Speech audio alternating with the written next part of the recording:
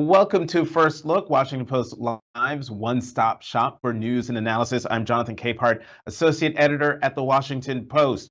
There were some key primaries this week that were bellwethers for Republicans, for Democrats, and for Trump. Let's dive in with Washington Post national political reporter Annie Linskey. Annie, welcome back to First Look. Hi, glad to be here. All right, so what was the big headline from Tuesday's primaries? Yeah, I think sort of January 6th, election deniers won statewide in two important states, North Carolina and Pennsylvania. So, to me, that was the big takeaway, that the Republican electorate has not tired of this conspiracy theory pushed by Trump and his supporters. So, in North Carolina, you had Ted Budd, a congressman who voted to sort of discount the 2020 election. And he was voting in the chamber. There was a person, Doug Mastriano, who was marching in Washington that day at a Stop the Steal rally, and he won the Republican nomination to be governor of Pennsylvania, which will set up a really important showdown in November. So to me, that was the biggest takeaway. But I think we also learned a lot about the importance of Trump's endorsement and the limits of Trump's endorsement.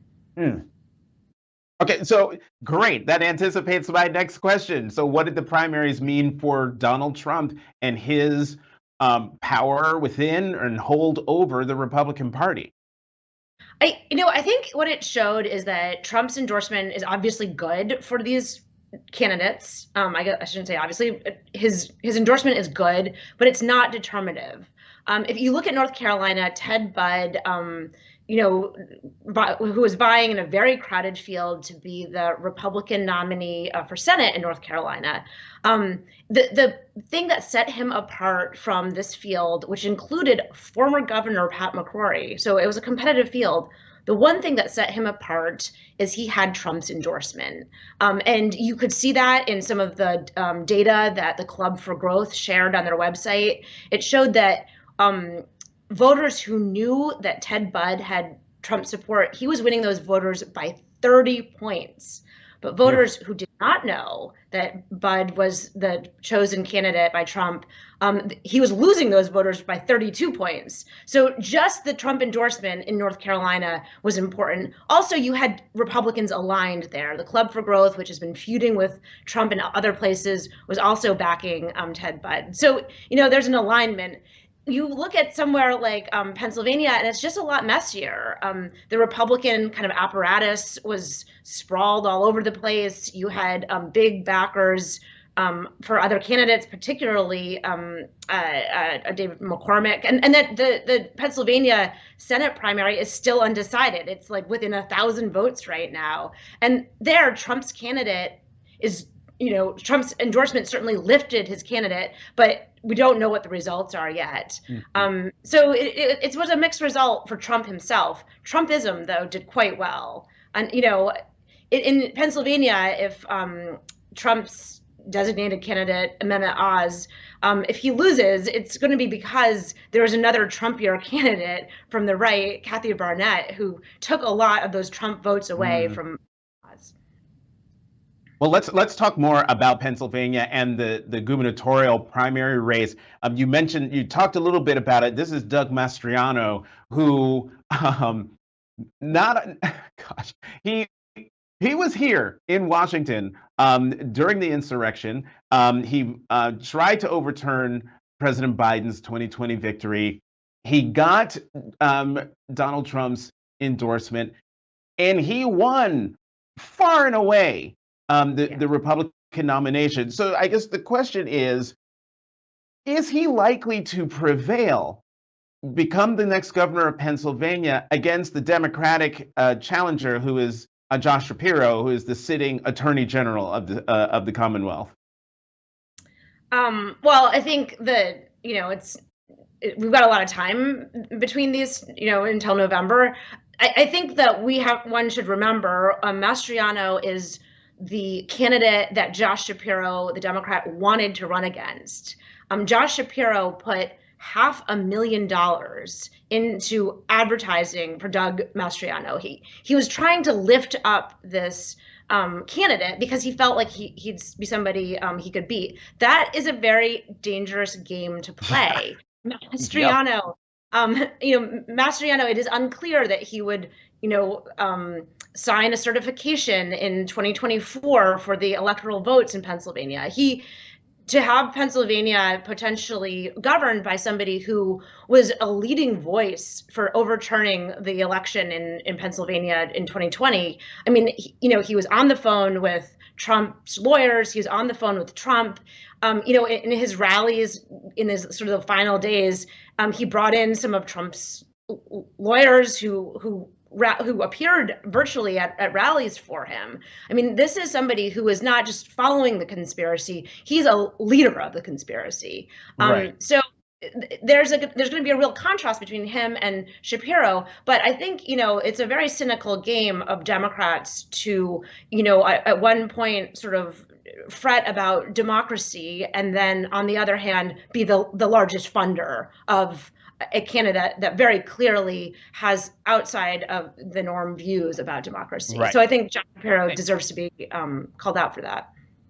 Right, called out for it. And the key thing you said is that he's playing a very dangerous game because not only would a Governor Mastriano be able to mess with the certification, the governor of Pennsylvania is the one who appoints the Secretary of State who oversees elections. That person is not elected as they are in, say, Georgia. And that person's beholden to the electorate. So yeah, it is a very dangerous game. Annie, in the time that we have left, I want to talk about something that you have reported, and that is there are all these people in the White House around the president who have tested positive for COVID, and yet the president continues to test negative for COVID. Why is that? And what does that mean about how much time he actually spends with people? Well, it's even more than that. It's, Biden has tested negative for COVID, and obviously nobody wants the commander in chief to test positive. It would be terrible. Right. But Biden also hasn't even had a close contact with anybody who has COVID, right? Like, so a close contact by the definition of the CDC is spending 15 minutes in the presence of somebody who, within 2 days then tests positive for COVID. And the White House is saying, well, this has never happened. They have said that they would report any close contact that Biden had. And seemingly, he is not spending 15 minutes with a whole slew of people who later get COVID, including his Secretary of State, his press secretary who got it twice, his more recent press secretary who got it once, but not just his aides, also his sister got COVID. Biden was not a close contact. His daughter just got COVID, and Biden, again, not a close contact. So you do kind of wonder, I mean, who is this president spending time with? And it does just is this sort of constant reminder of how lonely it would be to be president, particularly right now. And he is in this very protective bubble because, his aides, nobody wants him. He's a 79-year-old president, and for him getting COVID would be a really big deal. So they are doing a good job protecting him. It's just the cost in terms of personal isolation seems to be, rather extraordinary. Within the White House, though, and yeah, I mean, you describe a very lonely picture for anybody, but when that person is the president of the United States, you really kind of got a feel for the guy. But the president right now he's in Asia, he is in Korea. Do you think that the ability of the president to now actually leave the confines not only of the White House and of Washington, but the country, to get out and meet with leaders and meet with other human beings is something that is leveling for the president's isolation? Potentially. I mean, he has, done some foreign trips before. most sort of the most fun event, as far as I could tell, was when he was at the G20. There was a giant gala in Rome that was beautiful, and the president was supposed to be there for 20 minutes, and I was sitting in the van outside, and he was definitely there for more than 2 hours. So, yes, getting around, he is doing that, but just the fact that this definition of close contact is very specific, and it's 15 minutes with somebody, even if you're both masked. So it is surprising that not even that he hasn't had it, but he hasn't been in close contact with anybody who's had it. Right. The close contact thing. It's like we're all on timers whenever we're with somebody. Annie Linsky, as always, we are out of time just as we get going with our conversation. Annie Linsky, Washington Post national political reporter, thank you, as always, for coming to First Look. Have a good weekend. Yeah, you too. All right, we're going to keep the conversation going with the Opinions Roundtable in just a moment.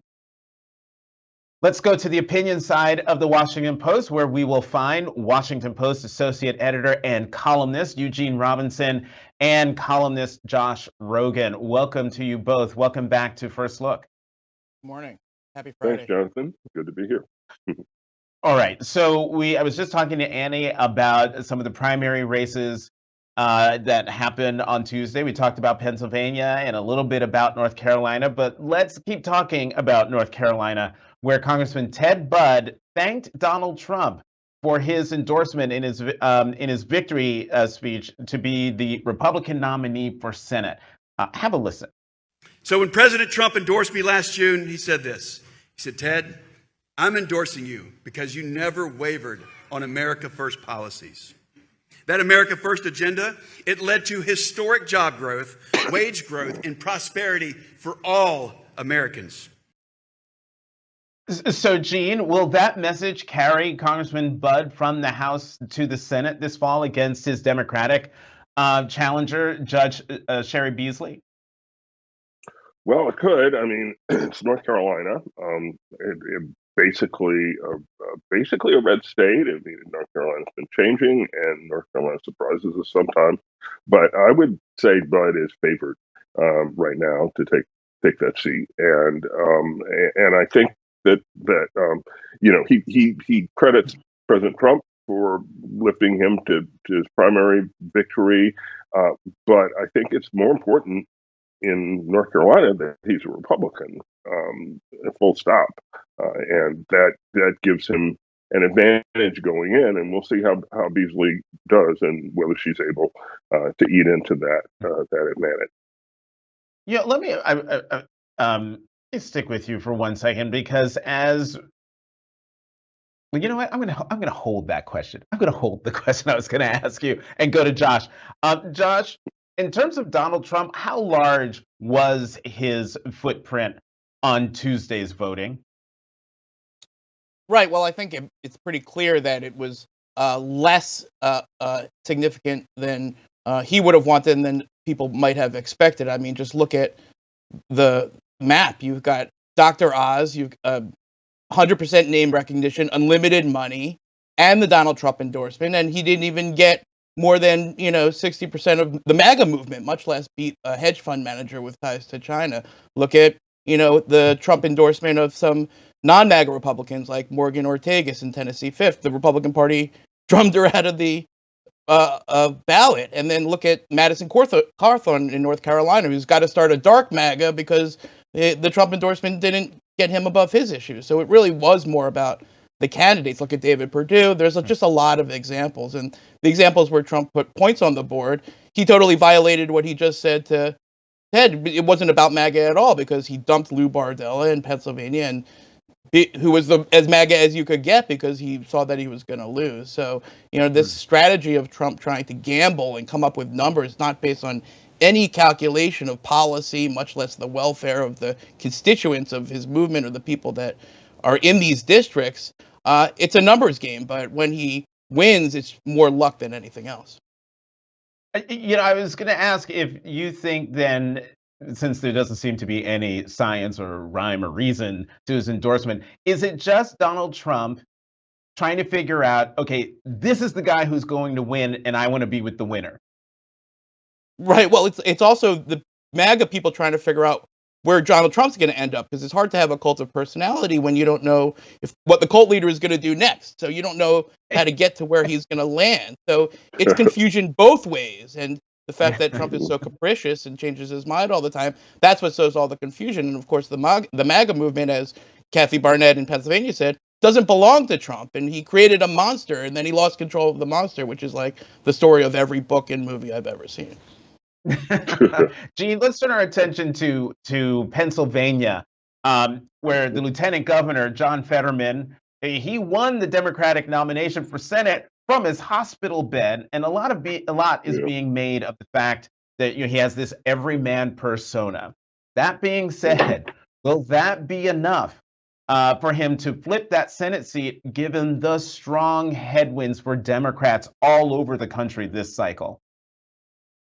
Well, it could be, actually. I mean, Fetterman demonstrated that he is a good candidate for Pennsylvania. I mean, this sort of, working class persona, or it's just the way he is. He's not polished. He doesn't measure his words very carefully. He wears, Carhartt outfits. He is And basketball shorts, Dean. Basketball shorts. He wears basketball shorts. He is, a regular guy, in what appealing to a regular guy state, and he did. He ran away with the primary. I think he has a real shot at taking that Senate seat. Mm-hmm. And Josh, sort of a follow up to the question I asked you. Actually, no, it's a follow up to what I just asked Gene, and that is this: if you're John Fetterman running to flip a Senate seat, do you want President Biden coming into the state to campaign with you? I mean, especially given the president's really low job approval ratings. Right. Well, Jonathan, I grew up in the suburbs of Philadelphia, and I'm here to tell you that Pennsylvanians love Joe Biden. Okay, they consider him a hometown guy, and that's always been the case, and it'll always be the case. So don't extrapolate anything from his national poll numbers. He's big in Pennsylvania. You want him on that stage. You need him on that stage. And the other thing I know, having spent the first 18 years of my life in Pennsylvania, is that it's basically a center-left, center-right market. Okay, and so if Fetterman runs in the middle and doesn't make any big mistakes, and we all wish for his continued recovery, I think he has a really good shot of taking this thing, because Pennsylvania will move back and forth between sort of the 40-yard lines, but it never goes too far to one side or the other. This is interesting. I mean, folks who are watching, you don't know this, but Josh is kind of he's a tough guy. So the idea that he says that Fetterman actually has a shot, and actually sounds kind of optimistic, that is a big deal. All right, Gene, all politics is local, but will abortion be a galvanizing issue for Democrats in the midterms? Well, if it is, it will be it'll be the first time. I mean, it'll be the first time that Democrats have been able to mobilize around this issue the way Republicans and the anti-abortion movement have done for years and years. With the impending demise of Roe v. Wade, is there a Democratic Party single issue voter there that's going to really be motivated in a way that the voter was not motivated before? And we don't know the answer to that. Historically, you wouldn't put a lot of money on abortion becoming that, and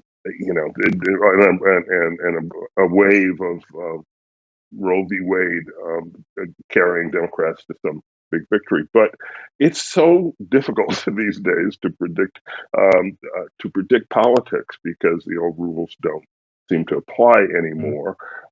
So it's a possibility. We're going to have to see this develop over the next month, and we're going to have to read the actual decision when it comes out too.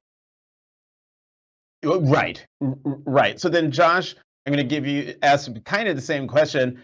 All politics is local, but is the economy the issue driving the midterms over any other issue we could possibly discuss, including the official Supreme Court ruling on whatever it's going to do on Roe v. Wade?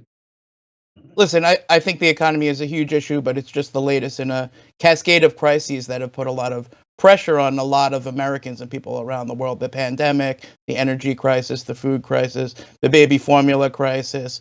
People are frazzled after 3 years of what has been a very, very strange and dystopian time in all of our lives, and they look for change. And, President Biden was elected largely on a pitch of a return to normalcy. And although most of these things are really out of his control, if we're being honest, a return to normalcy is far from what we've got. So I think, voters in that situation will always try to turn to an alternative. And so I think that bodes very poorly in November for Democrats up and down the ticket.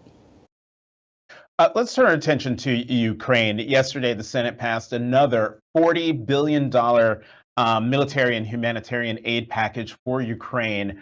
Eugene, I'll start with you. The significance of this additional aid package?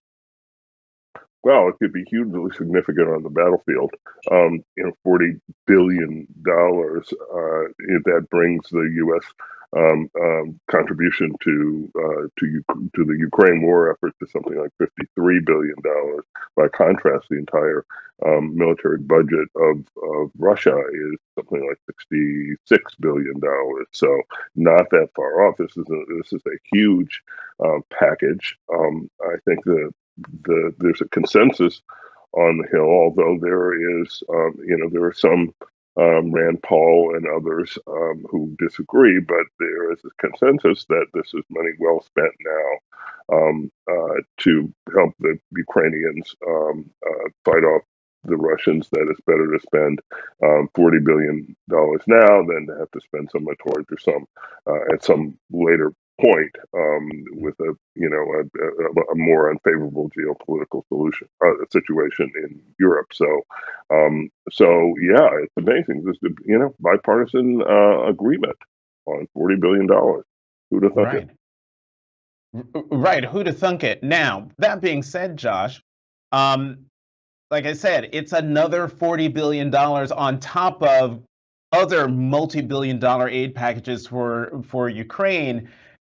Are there any signs that the American people might be getting a little weary of all those billions going to Ukraine, going to another country when there are pressing issues here at home? Well, certainly, Jonathan. I mean, first of all, we should be clear that billions within that total aren't going to Ukraine at all. They're going to mitigate the global food crisis, the global energy crisis, and all of the other global crises that are second and third degree effects. It's an acknowledgement by the Biden administration, and I wouldn't say a consensus, but at least a majority in both parties, that this Russia-Ukraine war is not really just about Russia-Ukraine, and we're seeing the effects everywhere.